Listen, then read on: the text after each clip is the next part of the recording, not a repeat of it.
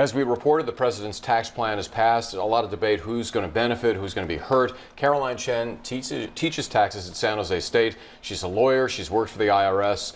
She knows her stuff. I can tell you that for sure. She's going to help all of us. Now, depending on who you believe, this is either a tax cut for the rich or it's going to help the middle class.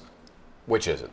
Well, definitively, it's a tax cut for the more affluent taxpayers because our top rate right now is 39.6%, but it's going to be dropping to a top rate of 37%. So that's a 2.6% decrease.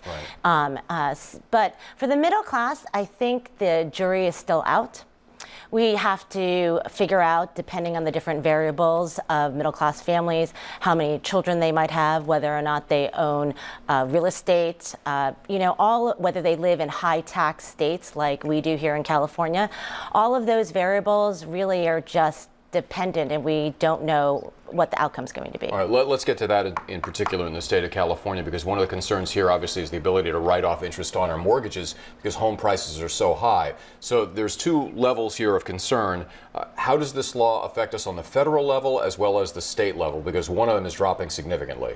So for the federal level, for any new mortgages, there's going to be a limit on the amount of mortgage interest that you're going to be able to deduct to $750,000 of mortgage. It was $1 million and it's going to be $750,000. Exactly, okay. Exactly. And so that is a significant decrease given the fact that we live here in Silicon Valley where our home prices are very, very, very expensive. But that's only on new home purchases, right? We're grandfathered in. Yeah, so any mortgage pre-existing as of December 15th of 2017 is under the old rules, $1 million. Let's talk about the state version of that, and that's dropping to $10,000, which could really be significant.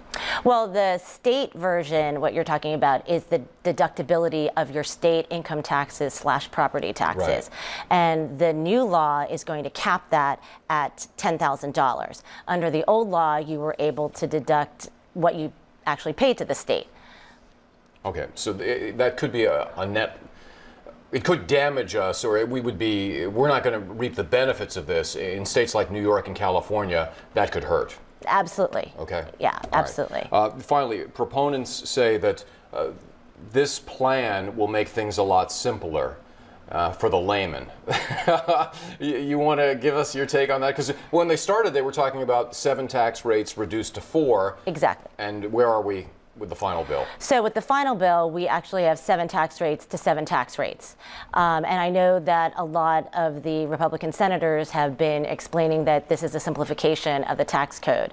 But in all honesty and in my opinion, this isn't a simplification of the tax code. Certainly the tax code is gone through changes and we're going to see what those changes are going to possibly be, but it isn't going to be simple. Okay. Well, Caroline, thank you. And if you're wondering, she won't do your taxes. I already asked.